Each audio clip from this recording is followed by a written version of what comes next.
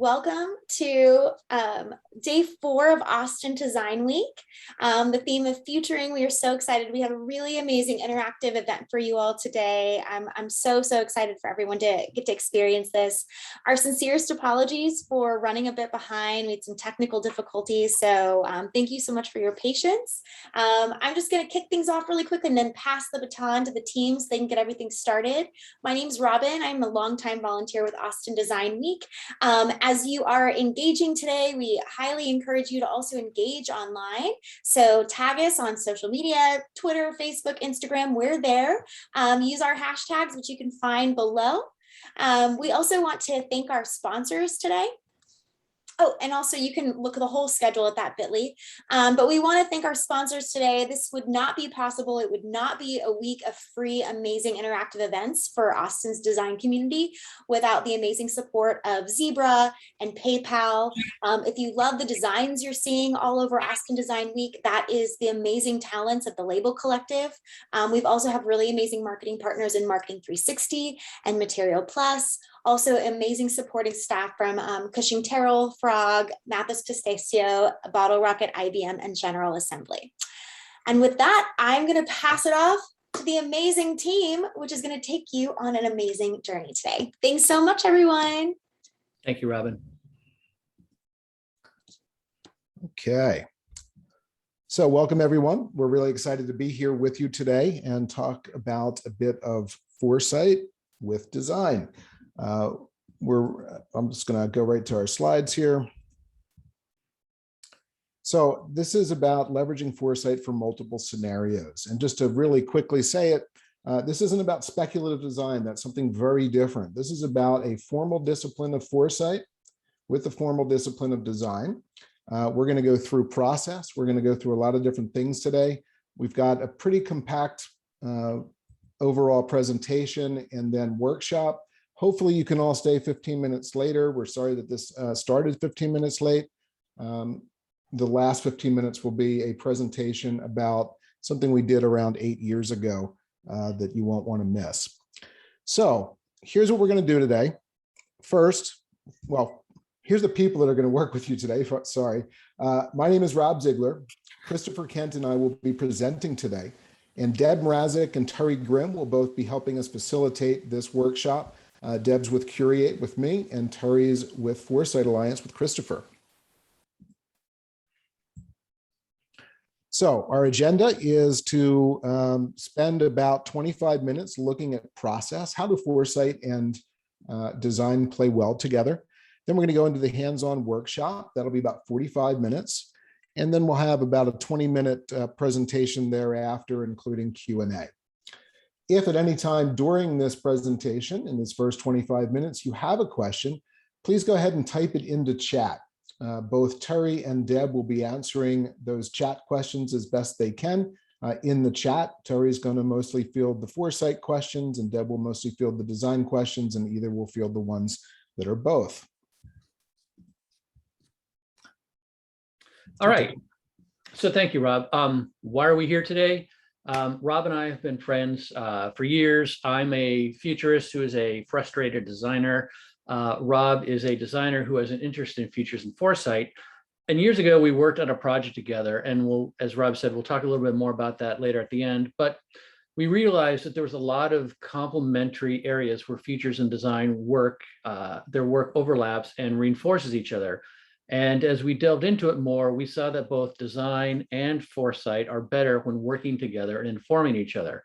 It's kind of the old, you've got your chocolate and my peanut butter. No, you've got your peanut butter on my chocolate situation where, you know, it tastes great either way.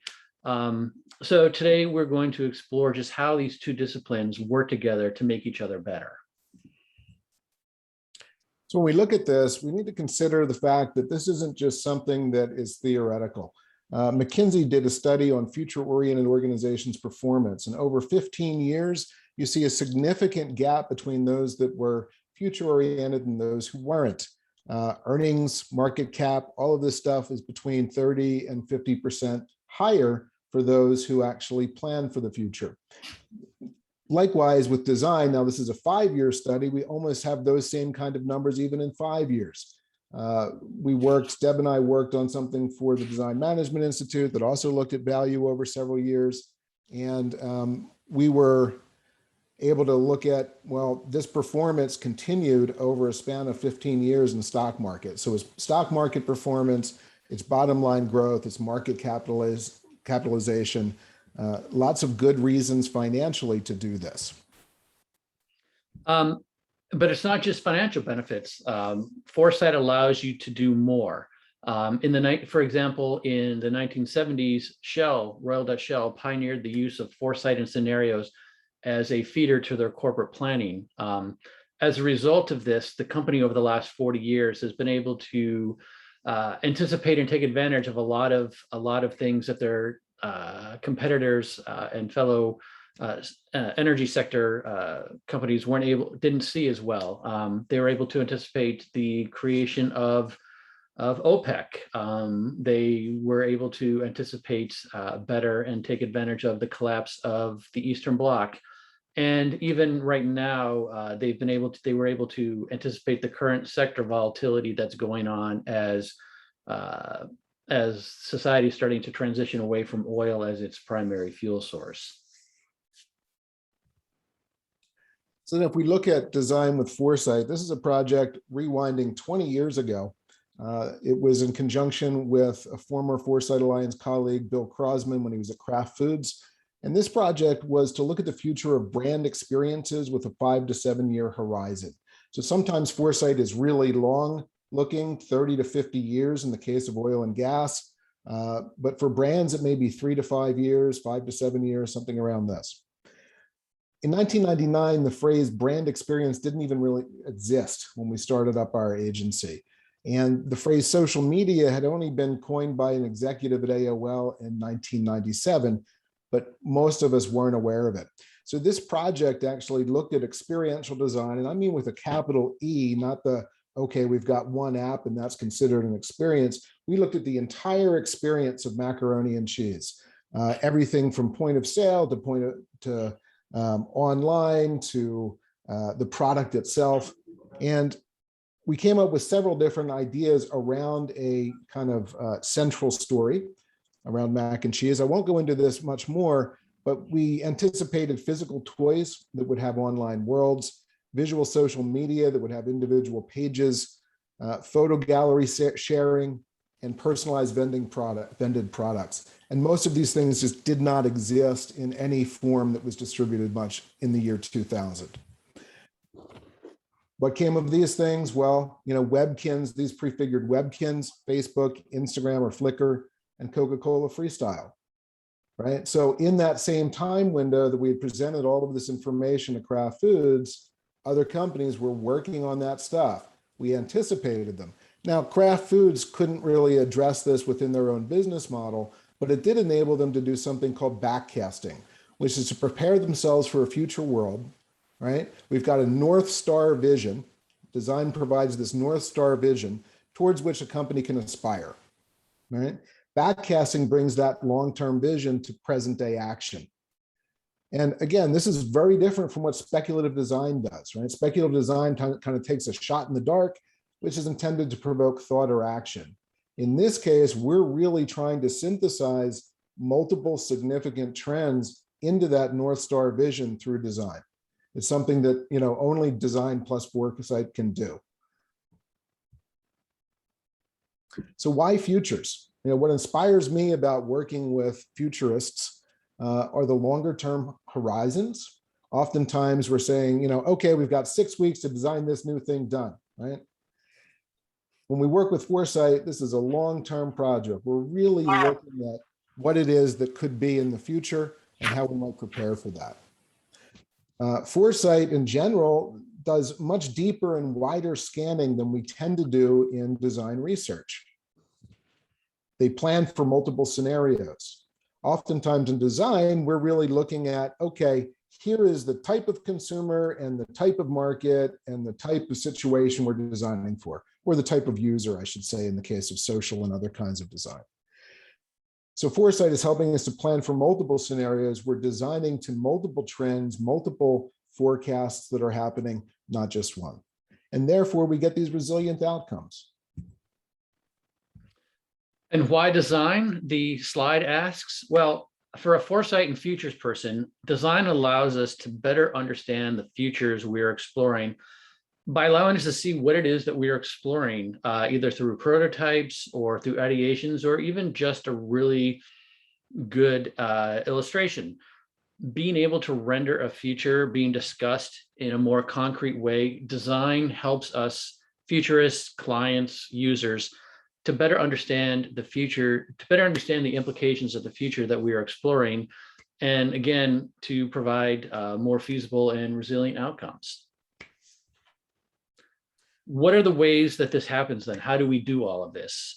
Each discipline has its own process model, and it was in looking at each other's process models that helped us to realize just how close the two areas were. So anyone who's ever come across design thinking has likely seen this model. It's really an oversimplification. It's limiting. It did do a great job of socializing design thinking, but what we actually do as designers, of course, is much more complex and nonlinear. So I won't read this definition out loud, but when we're thinking about UX, social, product, any type of design, service design, experience design, we're creating some kind of a specification, right? We're not necessarily doing something visual even. So this is the broader context of design that we're going to be speaking about in the rest of this presentation. We created this model because looking at that, design thinking model is just simply too small a container to look at what both foresight and design can do together and what creative disciplines in general can do. So anytime we try to create something, we call this the continuous creative cycle. We're going back and forth between learning and doing, between the conceptual and the real. We'll call this circular. Doesn't have to be, but it's fairly circular. We can start anywhere, but we typically start at the bottom with the evaluation of what's real presently. We then go exploring to get inspiration. We explain what inspires us in order to move beyond the real into the conceptual realm of the imagination. We begin to envision what could be and how to implement it. And finally, we integrate this vision back into the realm of the real, where we can evaluate what we have. Almost any processes can be mapped to this model, so we're going to use it to show design and foresight processes. Then we'll combine the two. Every design group is different, but many of these should look familiar to you as designers. This shows what my firm would do to evaluate, inspire, imagine, and implement.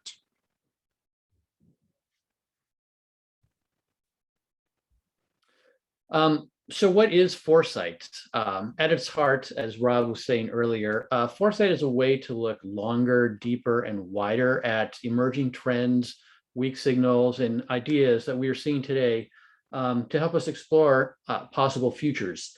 And notice I said futures. We always use futures with an S because there's no one singular feature, but rather multiple features that could come about. As foresight practitioners, as futurists, we're not predicting the future because there is no one singular future. But it's through the exploration of multiple futures where you then are able to increase the probability of responding correctly to the challenges and opportunities that we see emerging. How do we do this? We do this, there are 4 broad steps, sort of simplifying for the sake of time today. But there are 4 broad steps that we use to sort of examine the future. The first is scoping, which helps to establish both a baseline present, but also define the area that we're going to be looking at.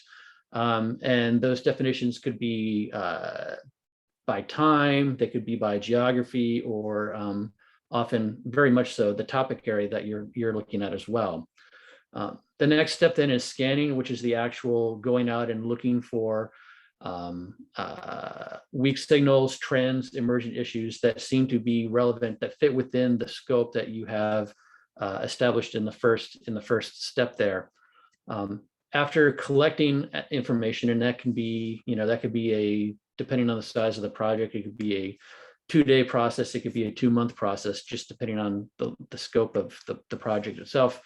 After the scanning phase, then we move into sense making, which is the analysis and the synthesis of all this information, looking at these trends and ideas and emerging issues. Which ones are strong? Which ones in retrospect look to be kind of weak and maybe not as important as the others?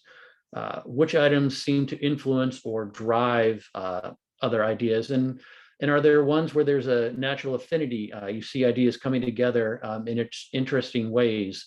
And it's through the hints and directions and ideas that this analysis and this synthesis gives us that we then can start to do forecasting about probable futures. What do we see as a result of these trends and ideas coming together? What do we see happening, and what does that mean for our client? We often represent the steps of the futures process in this diagram, which we call the cone of plausibility. And if you've ever worked with foresight people in the past or have a chance to work with them in the future, everybody has their own sort of style and flavor of the cone of plausibility. But as you can see here, we start at the left end at the present when your futures are more narrow and prescribed. But as you move out along forward in time, you see the cone widens because the opportunities, the future itself widens up. And so at the edge of the cone, at the broad edge of the cone, that's where you're going to find your more improbable futures, your wild cards, or your black swans, as sometimes they're known. As you move towards the more center of the cone, that's where you're going to start to move more towards your expected or your baseline future. But what futures does, it helps to explore all the areas of the cone. And again, it depends upon what your scope was. But looking at the cone, you can see how the research feeds into the forecasts and implications, and they're bounded by the plausibility that was established in the early scoping. And as you can see, the process activities of foresight map fairly well to the creativity cycle that Rob had been showing you a couple of minutes ago. So when we look at both disciplines together, there are a lot of similar processes. Many of these design and foresight processes can be combined for greater efficiencies, breadth, and depth. So there's a lot of information in a very short amount of time, but we thought you need some theoretical grounding before we moved into the doing part of this workshop. I just wanted to say, do we have time? Do people have questions? Terry or Deb, do we have time to answer some questions, or should we just? Yeah, maybe we can take one or two questions, I think, Christopher.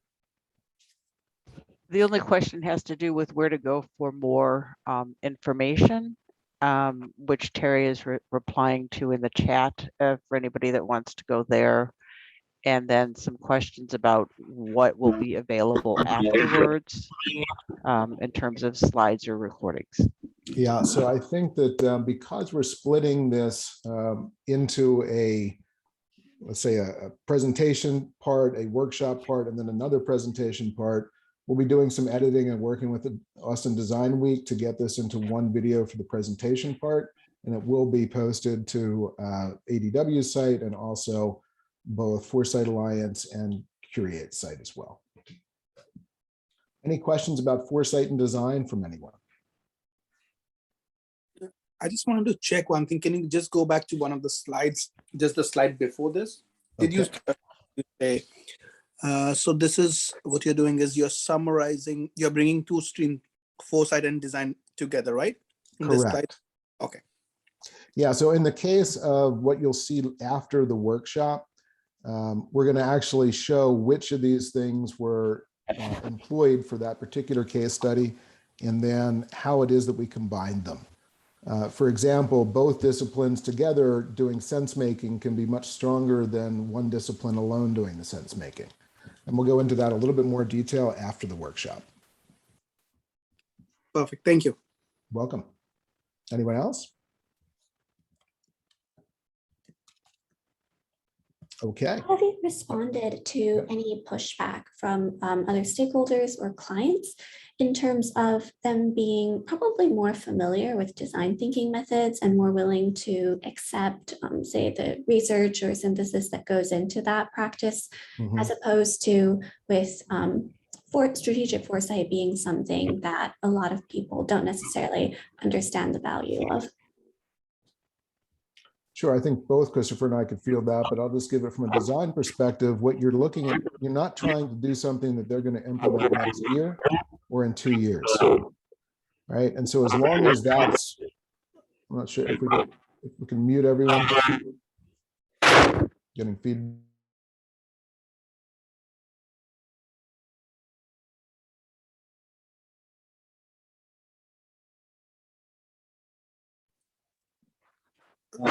Rob, unfortunately, you got muted too. You need to unmute. Okay, thank you.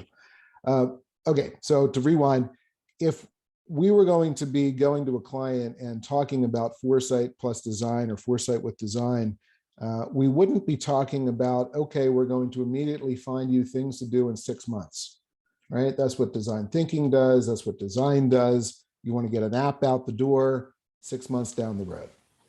What we believe design and foresight can do is really provide a great North Star vision for a client. This is at a strategic level, tends to be the director, vice president level of a company, to really look at what the future can bring, right? If you're going to do something then where you want to bring that into grounded offerings for that company, you get that North Star in the center. And now you look at, well, what can we do in the meantime to realize this vision? And there's another guy on the call with us today, Thomas Piggott. We worked on this other study, and that's part of that long-term vision. He helped us with the design of the case study we'll show you. Okay, Christopher, any other thoughts on that one? I think you've covered it fairly well there, Rob. Okay.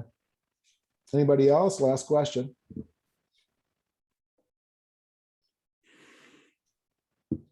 Okay, well, we're going to go ahead and move on to the workshop part of this. We've decided to do a workshop around the future of transportation. So while the subject may not be your specific domain, the reason we've chosen this is that no matter what type of design you're interested in, whether it is systems design, product design, UX design, UI design, even urban planning, there's all kinds of stuff that comes into play for the future of transportation. So the workshop will really be for us to get creative around what could potentially be in the future. We're going to be exploring 4 different futures into the future of transportation. We've developed these 4 scenarios. Now, if we had a longer workshop, we would have worked on these scenarios with you. Christopher is going to explain what scenarios are, and we'll go into detail about each one of these. Yeah, so having explained how we see design and foresight work together, the question is then, how do we use it? I mean, we did call this the session designing for multiple scenarios. So how actually do we go ahead and do that? In this case, we opted for using the 2x2 approach, which I think many people are familiar with. It's a quick and easy way to construct scenarios. You're able to take key uncertainties, critical variables that we identify from the scanning research that I discussed earlier. You put them on an X or Y axis, with moving from low to high, and it allows for the quick and easy exploration of the way that some certain features may unfold. The thing to keep in mind, next slide, Rob. The thing to keep in mind while all of these are represented in distinct quadrants, the feature that emerges will likely be a mix of a couple of these where the borders bleed. From a foresight perspective, we know that the best, most useful scenarios arise from the high impact, medium probability feature. So not so high of probability that the thing that happens will be expected, but not such a low probability that it's hardly ever going to occur. We want something different from the expected future, but not so different that it could hardly ever happen. So as Rob said, for this workshop, we thought it'd be good to use scenarios to explore the future of personal mobility and transportation. And as Rob was saying, the topic allows for various design elements, design interests to engage, whether you're being a product designer or a systems designer or what have you. Normally, again, building out scenarios is something that we do as part of this workshop when we present this. But as we had a limited amount of time, our teams did that work ahead of time for all of you. So you're welcome. So we did some research around the topic and developed these 4 scenarios about the future of transportation and personal mobility, with the key uncertainties in this case being the move from automation, the move towards automation, and the move towards a more environmentally friendly drivetrain. So as you can see in this first scenario, your father's Oldsmobile, this is really your basic low scenario. It's not very smart, not very green, and it sort of explores what happens if there is a slow or limited movement toward either electrification or automation. The next scenario is one we call the robo chauffeur, and this is the move towards the smart car, but one that still runs on an internal combustion engine. So in this case, there could be a lot of expanded mobility for populations that currently can't use cars. But this scenario could also be bound, the use of these cars, these vehicles could also be bound by the environmental concerns arising over the use of still using internal combustion engines. The third scenario is we call green means go, and this is the all green scenario, but it's all green but not smart. So driving is more climate friendly, but there are concerns about things like stresses to the electrical grid or the revenues lost because of fuel taxes that used to fund infrastructure projects. And finally, the last scenario is the high scenario. This is the all smart car, all green car, which could lead to big changes for personal ownership of vehicles, personal use of vehicles, and even the definition of what a car could be. Each of these scenarios has a thesis that defines what the idea is and then has some potential outcomes or implications under the scenario, under that scenario idea. And the full write-ups are in the Mural boards that we're going to be using, and Rob is going to walk you through just what we're going to do in the workshop, and then we will break into we'll go into breakout rooms that you'll be assigned to, and we'll start to do some exploration of these ideas. Thanks, Christopher. So you'll be assigned to one of 4 groups. Each one of these groups will have their own breakout room and their own mural. Each one of us as facilitators will be assigned to one of these 4 rooms.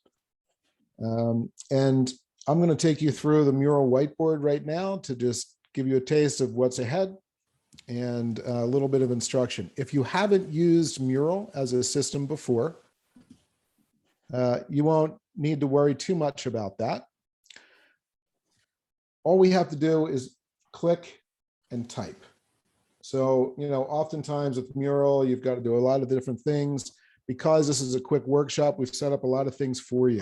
So this is the overall Mural. What we're going to do is we're going to first, on the left side here, review everything for 5 minutes. You've got the scenario that Christopher just presented, but you're going to have a lot more detail below it. So you'll have 5 minutes to read about this and to start to think about what this scenario has as implications and how you might, as a designer or as someone who's going to be designing in this case, how can you come up with solutions for this, right?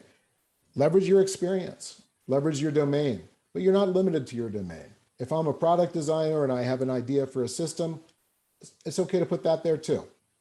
So that brainstorm will be about 12 minutes where you're just going to put a bunch of ideas to help people in this specific scenario, right? So what kinds of problems and opportunities and solutions arise from it? All you have to do is click on one of these stickies and say, I want to be able to create a smart rest stop within this smart, smart green car, right? Because we'll need new rest stops, and rest stops are going to look entirely different from what they did before because they have to be more eco-friendly. We're not going to be fueling, we're going to be electrifying. So there's all kinds of things that might happen around smart rest stop. Don't limit yourself to one idea. Just click on and put as many ideas as you want in here. So all you have to do is click on one of these. Now you'll notice I just scrolled in and out. That's really easy. Just scroll in and out on your mouse. That's it. If you've got a trackpad, pinch in, pinch out. We'll give you the link to do this in a second. If for whatever reason you're having difficulty with navigating around, hold down your space bar, click and drag. Hold down your space bar so you see a hand icon. And then click and drag and you'll be able to move anywhere in and then scroll in, scroll out with your mouse. Finally, you'll see that there's this little wayfinder system at the bottom right. All right, I've got my mural up there. I've got my wayfinder up here. The wayfinder even kind of shows what's on that mural, right? So I can use this plus and minus to zoom in, and I can scroll by just dragging this green square around to where I want to be. Okay, so you've got pinch in, pinch out, scroll wheel, or this little handy dandy navigation thing down here at the bottom. And because we already have PostSys in here, you don't need to double click for anything. You can always just single click and go in. I'll move on to the next section. After we brainstorm, we're going to go ahead and vote. Each one of you will have 3 stars. Those 3 stars you have to place on different ideas. So your top 3 ideas, you can't place more than 1 star on one idea yourself, but other people can place stars on that idea, or you can vote for other people's ideas where there are already stars. You just can't like take all of your stars and throw them onto one, right? We're then going to build on the top 3 ideas that get the most votes, kind of round them out, bring in other things that might bring that idea to reality. So for example, in the case of the smart rest stop, maybe I need to look at, some interesting new types of vendors that go in there where they're serving food that's grown right there at the rest stop, right? So we have a whole green garden around the rest stop, and that's the central hub.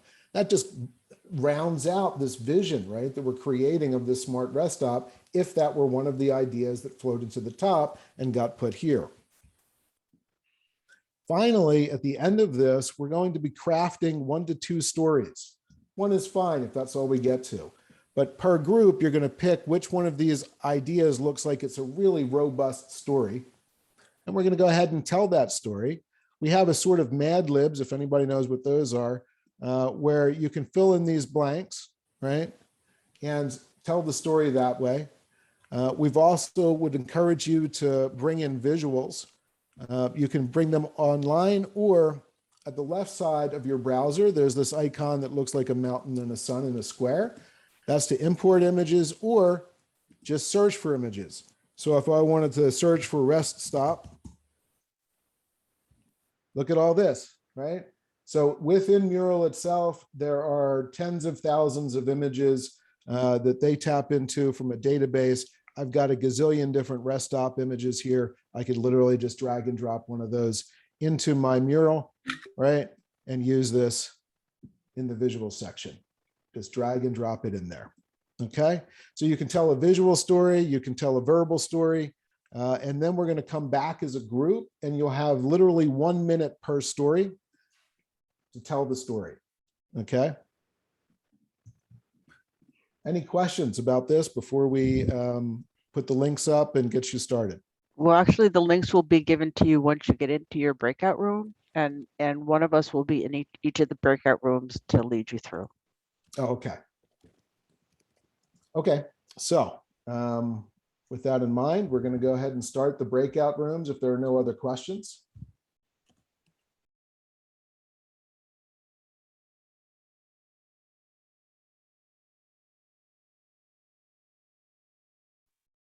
While we're all waiting, and you have Christopher and I, so you have the Foresight team, not the design team, which we need to make an observation that we got both Foresight teams here for the design teams.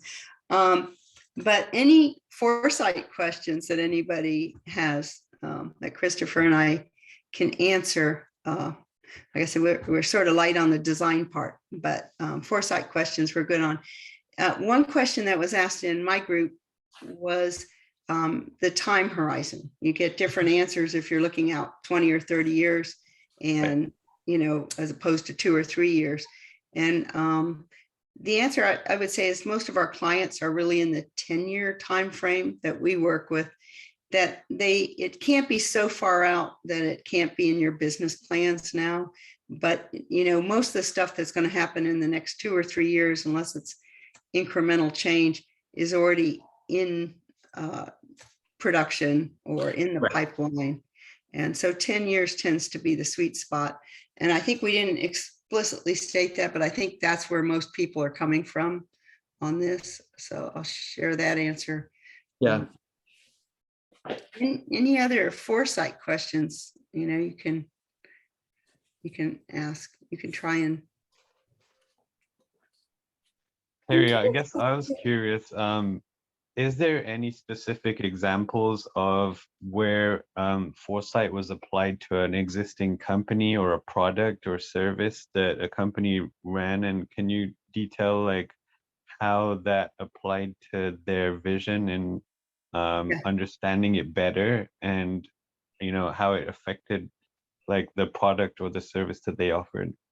Yeah, that's a really good question. I have one answer, and then I have another not so great answer. Most of the time when we work, especially with companies, and we've worked with a lot of really large food companies, Christopher and I, and other areas, we've worked with electronic companies, we've worked with furniture companies, but mostly what you sign is a confidentiality thing, so they don't want you to share exactly what you did. But futures really informs their planning a lot, creating both a vision of where you want to go and then what's happening with the trends and trying to build into it. Right now, we're working with ASAE, which I don't know if most of you are familiar with. We can share that. It's the American Society of Association Executives. So you know how there's an association for everything? Well, there's an association for associations. And we've produced a lot of change drivers that associations are using to do in their strategic plans and influence what they want. Yeah, and I would just jump in and say, maintaining our NDAs, a lot of the companies we work for, we don't work for the entire company. We work for a division, a product division within the company. A lot of the work that we have done has been in regards to doing foresight for them along the product lines, helping them to look at what the future of that sector is. And we have a number of clients where we have some CPG companies, consumer packaged good companies, where we've worked with them, and the research that we've done for them along specific ideas that they're interested in pursuing has then resulted in them setting up new brand lines and new sectors within the company to develop some of the products and the ideas that our foresight work help to support. I think we're all back. Rob, it's over to you. We were just entertaining. Well, entertaining. Yeah, all of the rooms are closed, Rob. We were answering questions. Entertaining is a stretch, but. All right. I'm going to say, Rob, you're muted. Or maybe you're not there. No, you're muted, Rob. Okay, I'm back. There we go. Thank you. Yeah, we're getting muted every time I come back here. So, okay. We have 4 different scenarios. We're going to go in the order of them, 1, 2, 3, 4. Each group will be sharing out their particular story that they developed. I'm going to go ahead and share my screen for each group so that I'll zoom in on your particular story. Group 1, which one? You have one story at the top? Okay. We have one story with that. Okay. Sharing my screen so we can all see that. And we can go ahead and start. Your father's olds. Mhm. Hello, everyone. So our story was, it was basically it was a program for low income writers to start, although we're hoping that it gets mass adoption later on. And it's specifically for people that want more transportation solutions that are less environmentally harmful. It's essentially a car trade-in program for free public transportation. It's a social program, likely run by a nonprofit or government, that sort of thing. And it increases feasibility, accessibility to public transportation, and also encourages more investment in public transportation. So if you actually want to get to A to B, it's feasible, time efficient, and accessible. And really what it does is shifts transport to we and not I. And that's it. Great, thank you. So essentially, we're getting all of those internal combustion engines off and done. We're retiring them and moving into a more sustainable world. Is that part of the whole thing? Yes, it is. Excellent. Any questions for this group?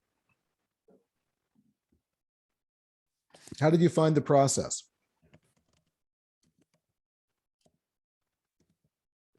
Aruj, what did you think Yes. about, how did you find the process? Was it, I know this is very quick. This was just a very quick glimpse of things. I really enjoyed the process. I think in particular, the refinement was really interesting. And I think that also really helped us see the feasibility, and not just in terms of interest, but in terms of what could actually be enacted in the next, couple of years and whatnot. Great, thank you. I think City of Vancouver is running a similar program, because I come from Vancouver. So we are running in the city. It's like if you exchange your old car, they give a pass of, I think, 8 months or 1 year, something like that. Yeah. Interesting. Yeah. Nice. Okay, any more questions for group one? Comments? Okay, we'll move on to group two, robo chauffeur, scenario 2. Looks like we have something that says safety first here. Yeah, Tell us a little bit about we your only have story. one story. Yep, so Alexis, do we. You're good. do you want to be the spokesperson, or would you like me to take a stab at it?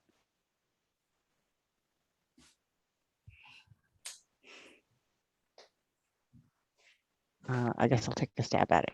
Okay.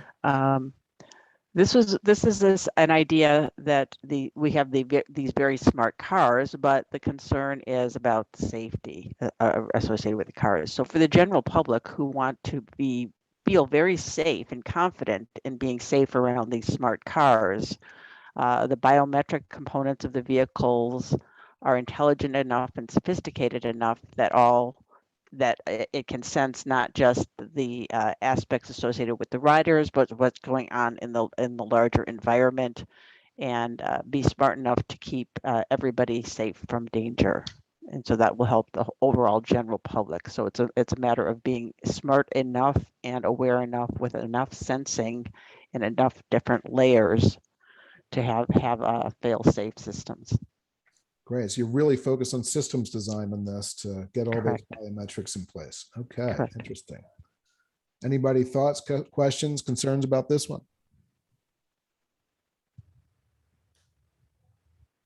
Okay, great. So we're going to move on to story 3 or scenario 3.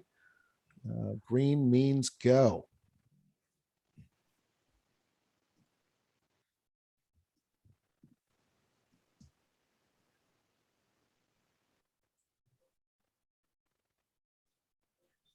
So I was in this group. We had the scenario where cars are green, but not necessarily smart. And so a service within this environment could be the combination of fast food and fueling stops through a Sonic-like type of restaurant where you stay in your car. You can order ahead from an app to reserve both the parking spot and therefore pay for the charging and